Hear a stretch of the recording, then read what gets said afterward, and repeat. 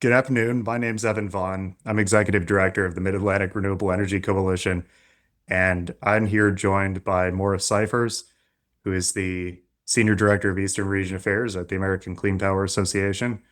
And it's a Friday afternoon. It's been another long week here in the PJM states energy world, and I think like many folks in this, I'm still trying to digest everything that's happened this week and in recent days. How's everything going on your end, Maura?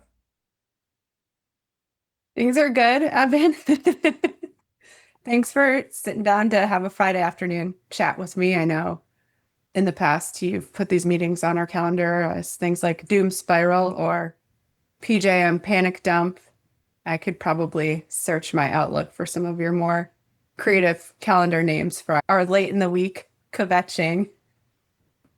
So hopefully this conversation will be a little bit more productive. Being an endless optimist that we can build clean energy at scale, I think there's a lot of value to what you and I do, obviously. And it's a little bit of challenging times right now in PJM. But from my standpoint, it feels every week there's a some new level of uncertainty or some new issue to figure out that didn't exist the week before. And some of it's specific to clean energy, some of it's just energy issues writ large. And it's frankly pretty hard to see where this is all going to go.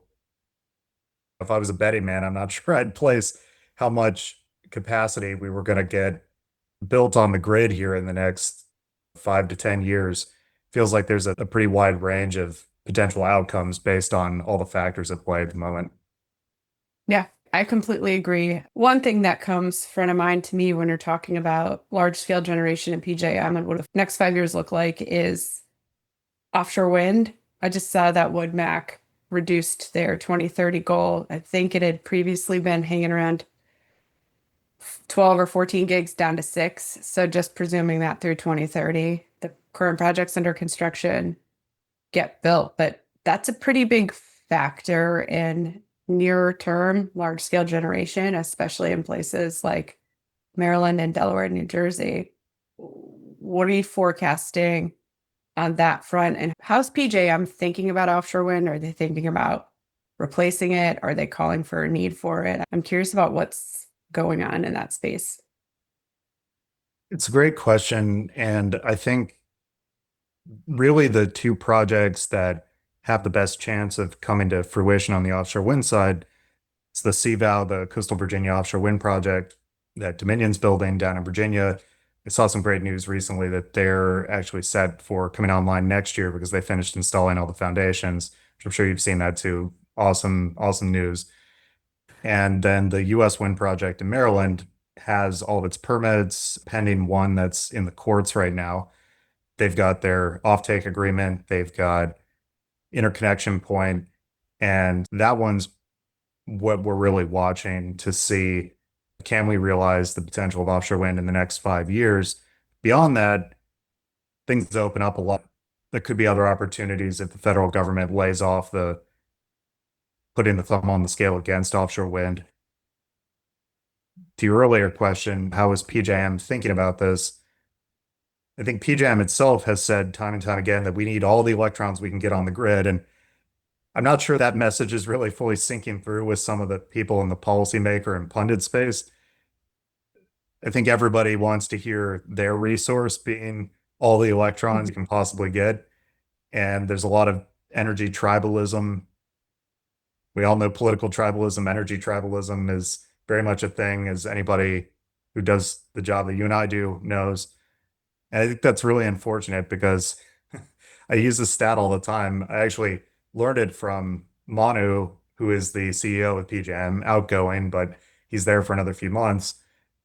And he made this point at PJM's annual meeting and then again at the Organization of PJM States a couple weeks ago that China, the People's Republic of China, built 350 gigawatts of wind and solar last year alone, a single year.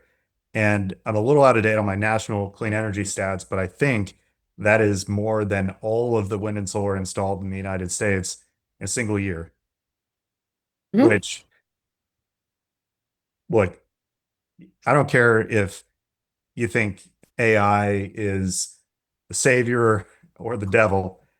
if we're going to keep up with China in the 21st century, like we have to do better at deploying energy. And unfortunately, things right now are not looking good for us to catch up or even match that pace.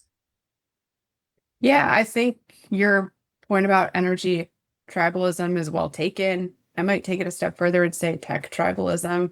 We've never been able to get on the same page at the granular level, I think, with the large scale energy buyers or data centers, the way that we could to have that political power to get things built. And I'll just use Ohio as an example, but Meta is putting billions of dollars worth of $60,000 a piece NVIDIA chips in tents because it's too hard for them to build the freestanding structures they need. And so they're just taking a chance and had these giant, I forget how many acres they cover, tents. Tent, like a camping tent? Mark Zuckerberg was like, F it, put them in tents. So the tents Okay. are up. Okay. Michael Thomas at Clearview has a really interesting post just comparing data center growth from this year to last. And he's a well-known climate writer, but I could tell from the tone that even he was shaken at the scale of it. The Stargate or Starlink project in Texas, Mm. in another year or two, they're going to need 1.2 gigawatts of energy, which he was like, for scale, that's half of what El Paso uses in a year, and El Paso has 450,000 people in it. So that's one AI facility that needs, I'm trying to think of a comparable city size, but about 250,000 homes could be powered in a year for their computing needs. So I think it's all of us together, whether it's energy tribalism and everyone going to PJM or state legislatures and saying, I'm the solution, my guy's the solution, my team is the cheapest and the fastest. And reality, it does feel like we're cannibalizing instead of working collectively, and it's just to everyone's detriment because I think policymakers feel confused. I think it diminishes our own credibility. And so I would like to see us move beyond tribalism because China's doing it and we certainly should be able to here. Yeah, when I mentioned that 350 gigawatt stat, which, just for context, I know you know this, but I always like to say frame a gigawatt, a single gigawatt. Of course, it's 1,000 megawatts, which is 1,000 kilowatts and so on. But I often, when I'm talking to folks who are not in the energy wonk space, compare a gigawatt to a single average nuclear power plant or a large coal plant. And that just puts it in perspective that China added as much wind and solar as 350 nuclear power plants worth essentially last year alone. And they also, by the way, to your point, added some gas and added some coal.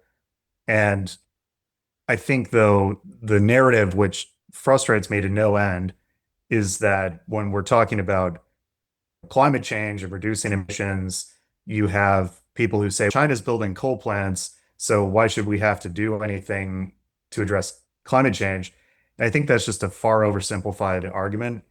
There's a role that even thermal generation, especially even fossil thermal generation like natural gas, can play in a largely decarbonized energy system. You can have a peaker plant that runs a small amount of time and gets compensated to be available in those emergency hours when wind and solar is not available over the whole PJM region, which is not, by the way, going to be that often. But this idea that wind and solar, which I hear this way too much, doesn't have value in this new world that we're in where we need to power data centers. If I hear the phrase, we need 24/7 power one more time, I will just take a walk in the woods and not come back. So that's not an idea for anybody who's listening and wants me to go away, but it's just frustrating. It's it's frustrating because it seems like our leaders, President Trump and the Trump administration, are fixated on fossil and on oil and gas and breathing life into the coal industry. And the coal industry was largely beat by natural gas in the market. And that's really what led to the decline of coal. It was on its way out before really any huge decarbonization measures and the bipartisan push for climate change that we saw led by John McCain and other leaders in the Republican Party and across the aisle had started. But even I'm thinking about Governor Lombardo, who's a Republican in Nevada, and he sent a letter to Secretary Burgum a month or two ago about 3 solar projects. And these are solar peaker plants, which makes sense for Nevada because solar generation is going to be the cheapest for his ratepayers.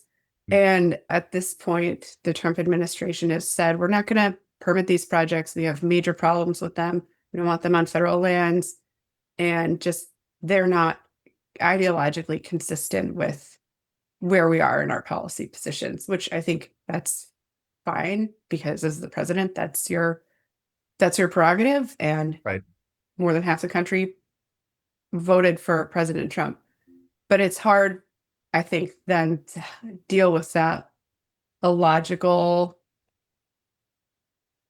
of logical consistency because of the push with AI and because we are seeing such a future generation crunch. And maybe we are on an AI bubble and half of these giant campuses will be defunct. But the truth is, like, US industry is growing, electrification continues to grow. So we do need energy. And I feel concerned about us making the case for clean power projects in PJM just based on the fact that we're losing the cost and affordability argument, even if the facts are on our side. And I know you have a background in comms, and so I'm wondering what you're thinking about and how you think we should meet this moment from a just messaging and education perspective on cost and affordability in PJM.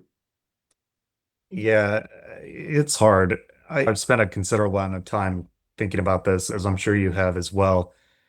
And what I keep coming back to is I think we have a reputational problem in the clean energy industry in the sense that if you rewind the tape just a little bit, and people, I feel like, have such short memories, myself included in some cases, but when you rewind the tape as recently as 2022, we had no idea that this AI boom was happening. People weren't talking about it. Maybe a few folks in Silicon Valley had an inkling, but in the energy space, we weren't talking about this as recently as 2022.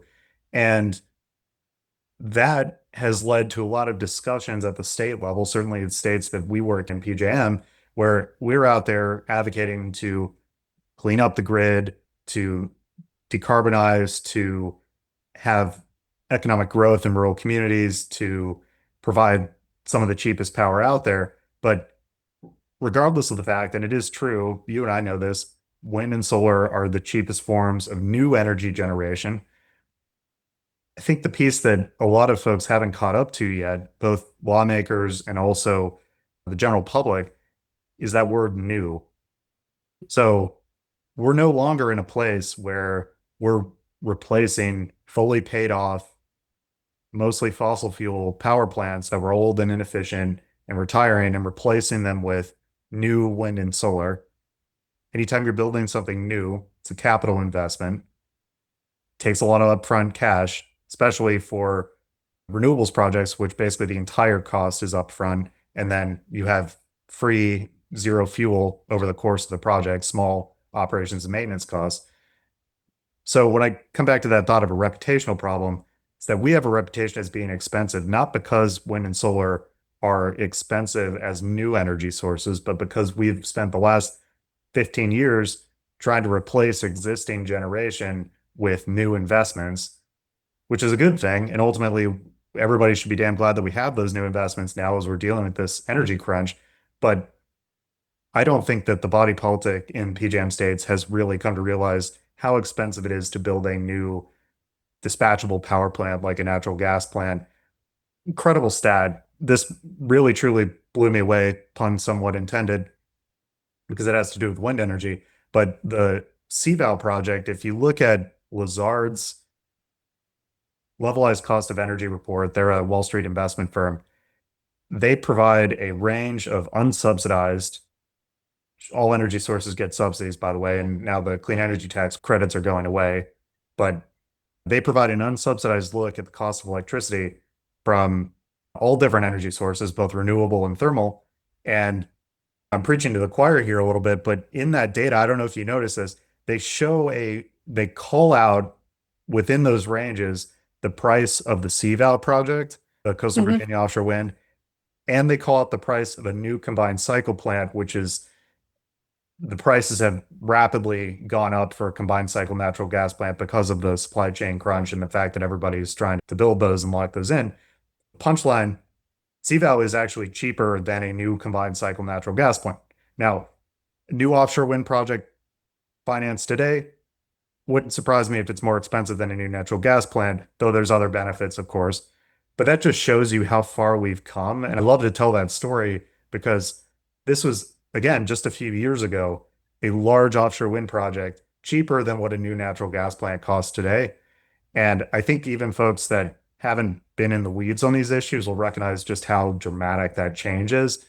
So I appreciate you letting me like rant a little bit there, but it really just speaks to how we need to change that narrative that going forward, if you care about consumer costs and you want to make sure that you're bringing on the most affordable energy possible, it's solar and wind, period. Yeah. And CVAL isn't a one-off. I think Dominion has done an incredible job with construction. It's going to continue to pay dividends just based on its sheer size. 2.6 gigawatts is nothing to sneeze at. But South Fork was one of my favorite facts about South Fork Wind, which is a New York project. It was chosen, I think it was an open procurement by LIPA, the Long Island Power Authority. LIPA was like, we need more power, we need some generation. And South Fork and Orsted Wind Project was able to compete. It came online just over a year ago, and it's performing at a slightly higher capacity factor than initially estimated, helping constrain winter peaks and performing particularly well in the winter, but also doing really well in the summer. Rev Wind, which is under construction and slated to serve Rhode Island and Connecticut, the average cost of electricity in ISO New England is now higher than the PPA price for Rev Wind. So again, not talking Wow. about what the future of offshore wind looks like, but it is a good investment. And now we're seeing that play out in 3 different grids along the East Coast. And so I think there's still a strong economic case for offshore wind, especially as it needs to compete with those large scale generation sources with similar capacity factors like natural gas. So love offshore wind. Should we talk about solar and PJM? Yeah, solar is the elephant in the room when it comes to building new capacity in PJM.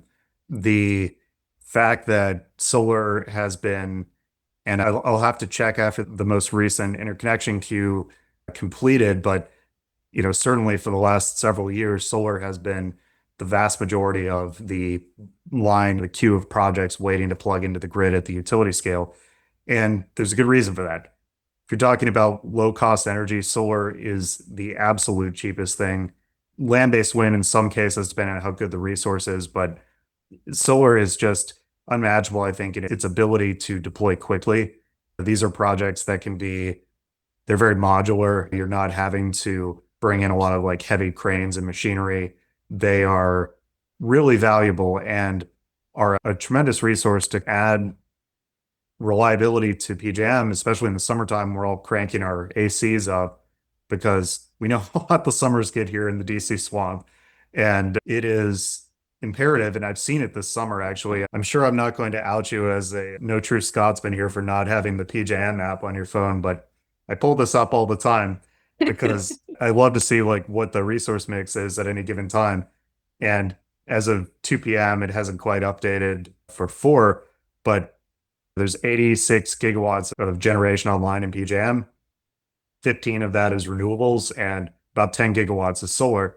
And it's a relatively sunny day, but it's not the Yeah. brightest day. We're in the middle of October here and it's feels like fall outside. Mhm. Solar producing really strongly, and that just works to the benefit of keeping costs low for consumers because every megawatt of solar or wind you have on the grid, you're knocking off some more expensive source at any given moment to meet demand. It's not all rosy though. It's not all sunshine and rainbows. As you and I have spent a lot of time on the siting challenges that we've seen. And I might flip this one over to you to talk about those siting challenges a little bit because I've been pushing my head up against the wall or pushing a boulder uphill here in PJM for a while, trying to get the message that local permitting decisions are really having a big impact on the electricity system. But maybe given that you cover a couple different regions, have you seen siting really work well in certain places? And it's okay if you want to refer back to PJM states, because there are some states that have some good aspects of their permitting regimes. But I'm just curious on that. Like, how big of a problem do you see siting challenges as over the next couple of years? Lighting challenges are pretty fundamental to our industry. One thing, I'm going to come back to siting, but I'm going to take a little bit of a circuitous route to get there because two things that I think about and I should be part of the message mix. Maybe it's too wonky for your average voter who, frankly, shouldn't have to know this much about what it takes to turn their lights on, but it feels like we're getting to the point where they do, is geography is really important. So like I shouted out Nevada and why solar works so well. And so being able to foment a sense of like pride or ownership, the US offshore wind resource is globally competitive. Virginia, Ohio, some of the western parts of PJM are great places for solar, and in some cases, land-based wind on mountain ridges. Northern Maine, really great land-based wind resource. And these are our natural resources, and I think our history as an energy producing country, that in oil and gas states where everybody, even if there are issues with pipelines or leaks or fires or explosions, like it has historically employed so many Americans that it feels like a uniquely American industry, and trying Oh to man, capture remind me to that. come back to that. I don't mean to cut you off, but I want to No, have it's anything you have okay. to share Yeah, on that. trying to Yeah. capture that sense of pride and ownership, I just feel would be enormously helpful to our cause overall. But on some of the siting and permitting challenges, no one's doing it. New York has the toolkit. They do what they can to empower local governments. But most people who work in local governments where our member company projects live and die don't do it full time, and they're not energy experts. And I have a good friend, about to name drop here. She is a member of the town council for Centerville, Maryland, over on the Eastern Shore, sent me a text about community solar. And I was like, those aren't our guys, but let me put you in touch with Charlie Coggeshall and Coalition for Community Solar Access, because they're interested in maybe doing an RFP for community solar. But then she was describing her difficulties communicating with developers and the information developers were providing back to them. And it just was so emblematic of, I think, the level of concern and confusion about, am I making the right choice for my community? The other thing I think we're missing in this messaging conversation, and this is too wonky, I think, but maybe not for policymakers, is even though we represent power plant scale, utility scale size projects, they're still a little bit more distributed. And the reason why I think that's a good argument in PJM is Winter Storm Elliott, we had what? At one point, 43,000 megawatts of gas offline. Like those are Sounds big, about right. major points of failure. So the more wind, the more land-based wind, the more solar storage that we have on the grid, those are fewer communities that are losing power. So that's actually a benefit to communities. But it's taken me 5 minutes to even make my argument or make my point. I don't know if it's like we suck at messaging. I don't know. I love a good It just rant. feels like it shouldn't be Long-winded this way. explanation. All right, what did I jog for you on American Energy Pride? Yeah, so this has been something that just lives rent-free in my head for years. So in a past job, I worked for actually your organization's predecessor, American Wind Energy Association. And at one point, I went out to Secretary Bergen's home state of North Dakota, and it's a beautiful place, by the way, just incredible vistas. People talk about the Midwest being flat, but I think that's the misnomer. There's actually a really beautiful curvature of the landscape. Have you ever been out there? I don't know. I have. Yep. You have? Actually, Yeah. Awesome. with the wheel. Yep. North Dakota is a beautiful place, and they do have a lot of pride in their energy industry, which, by the way, does now include a lot of land-based wind as well as oil and gas. And something that just stuck with me is when I got to the airport there, you see these little tchotchke stands where you can pick up a souvenir for your kids or whatever. And they had a whole rack of keychains and, what I can only describe as other kind of tchotchkes that were like pump jacks and fridge magnets that looks like Yeah. an oil well or something. And you never see that with renewables. Like, does that even exist anywhere in the country? I don't, Yeah. At the ACP maybe it booth at does. our conference. Oh, the AC booth. Okay, okay. That's right. That's right. Trendsetter. You really got to know somebody to get some merch. Yeah, that's right. That's right. But that reflects something that I don't think that our industry has really been able to capture. And there's some structural reasons for that. And look, maybe that exists out there for us somewhere besides the ACP booth, but what I actually should say that, so this is, I feel like I could talk for an hour about this because it's really interesting. That sort of pro fossil fuel cultural effect does show up in a lot of places, not just North Dakota. I remember a colleague of mine stayed in a hotel room in Texas at one point where they had the Texas shaped waffle iron, and then they had a picture, a painting over the headboard that was also a pump jack or something. And Yeah. pump jacks, they're fine. Not the most beautiful thing in the world. Probably wouldn't want one in my backyard, but I can see how to somebody that just blends into the background. Just I think wind turbines are pretty nice looking, but certainly not like a pump jack is this beautiful sculpture that you would necessarily think of as like putting on a painting over your bed. And so I think that optics that the fossil fuel industry has are really effective, that they've woven themselves into that cultural fabric. And I, the only place I've ever really seen this kind of take off for renewables is this place out in rural Indiana, Benton County. And I went out there once, same job, same type of role. I was out there to do some communications work. And they've got more wind energy in that county than most other counties in the United States. I think there's a few places in California and Texas that have more wind energy. It's like in the top five. And they really had a lot of pride in the industry there. And it comes down to concentration. They had a used blade that had a hairline fracture or something. And so they had to replace it, a blade for wind turbine in their local park. And somebody had painted these pheasants, basically, like some kind of bird that's native to the area on the wind turbine blade. And it was just an art installation in their town park. And they had at their business development office, they had this really cool sort of horizontal representation of the size of a wind turbine in concrete. It was like a sidewalk almost, but you could walk down the turbine and see how Mhm. big it is. And this is not a metropolis. This is a very small rural community. And they had all this cool, unique, artful kind of celebration of the wind energy that brought a lot of benefits to their community. Actually, to this day, a Benton County wind farm is actually my background on LinkedIn because it was just such a pretty place. But I'm rambling here and I'll hand it back over to you, but I think that really is something that we haven't quite figured out. And I don't know why Benton County is a special case and that success maybe hasn't been replicated in as many other spots, but it really warmed my heart. And by the way, I am almost sure, I don't even have to look up the map. This is a place that voted for President Trump for president. I think there's just a lot of countervention to the common narratives that you hear about energy out there. Is bottom line.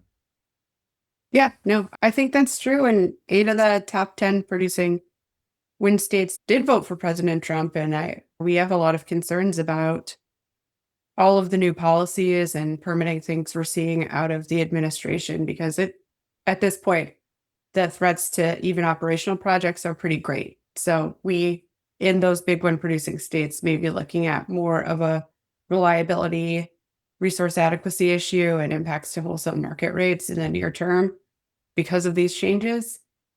One, something this conversation raised for me is my grandfather worked for Ford. He was an electrician. He only had a high school degree, but he helped build and invent the robotic arms in Ohio, where my family's from.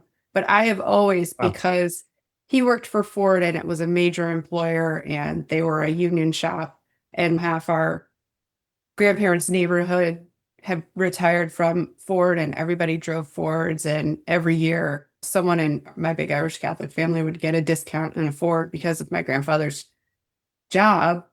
Nice. But it was part of the fabric of our community. And we all felt very proud about Ford and to drive Fords. And I still love Ford cars. And so it is more about what it meant for our community and my grandpa's job than thinking about the larger scale picture of it all. And so I hope that one thing our industry can do is start to capture some of that local pride. And it's just going to take time and investment in local communities. And I don't know, getting back to siting and permitting, it's just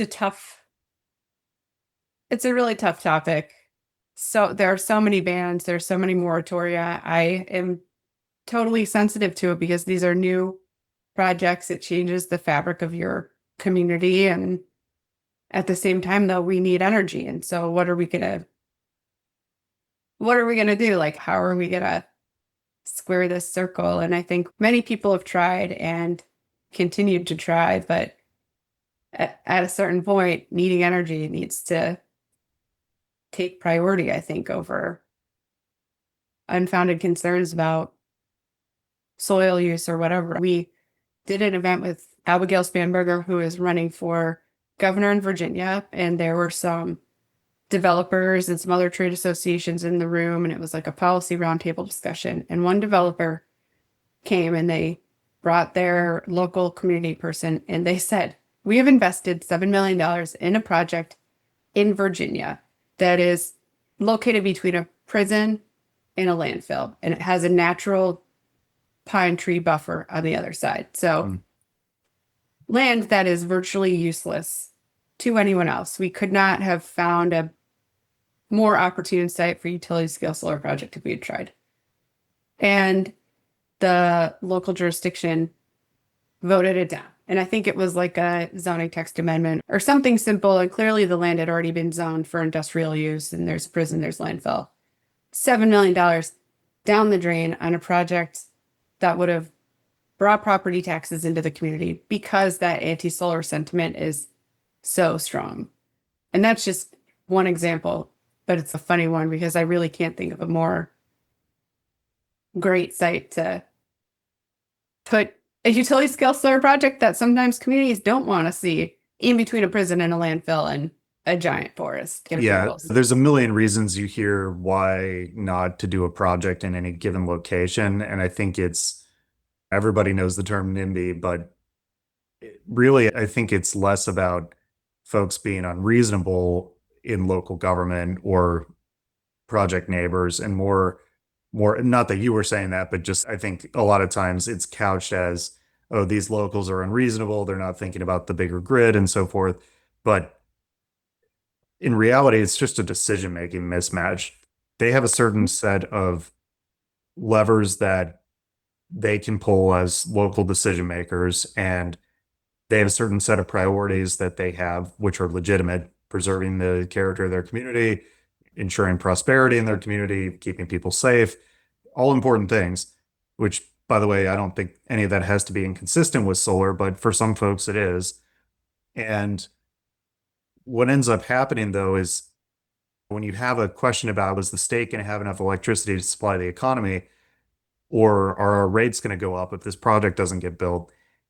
That local decision maker, first of all, shouldn't have to know what PJM is or any of these broader trends. And second of all, they don't have a direct line of accountability. The mayor or the county council member of some small rural community is not going to be on the hook if the lights go out. They are not going to be on the hook if bills go up 30% or 50%. It's going to be the state legislators, it's going to be the governor, and it's going to be the president. And so those local decision makers they don't have, getting back to the decision set idea, they just don't have the right set of incentives to want to approve projects when, even if the project is offering a lot of benefits to the community, they might have 20 to 30 constituents in a small community. That matters a lot, even in a big community. I think if 20, 30 people show up yelling at a Montgomery County, Maryland council meeting, they probably get heard or at least some concerns. But the fact is, that's a lot of people in a small community. And that is going to weigh heavier when your neighbors are worried about their property values or what their view is going to change to be, whether or not those concerns are legitimate, if that's who's in front of your face talking to you, as opposed to these kind of bigger concepts, which are important, but are ultimately esoteric for most people. That's where, just to like close that thought, I just come down to the fact that nothing wrong with local decision makers. Local government is important. Local government impact and input into project development is important, but it can't be the only consideration. And there needs to be some rebalancing, because otherwise we're just sleepwalking into not having a reliable electricity grid when basically, and I don't think this is an exaggeration, 2 or 3,000 local government officials across the 13 PJM states basically hold in their hands our fate of whether we have enough energy to meet demand or not. And the best anybody could ever say is maybe they would make enough of the right decisions to add up to enough energy to make sure that we can keep the lights on. As far as what the prescription is, there's a lot of different ideas out there about how to make siting and permitting a more fair and predictable process. But I don't think anybody's quite gotten it figured out. And there may not be a perfect answer. It may just be finding the best way to strike that balance and create safeguards and make sure that if there is more of a state role in determining project of statewide significance siting decisions, that there are guardrails in place to ensure localities are respected and are not ultimately steamrolled. Like, they need to have a say in these projects.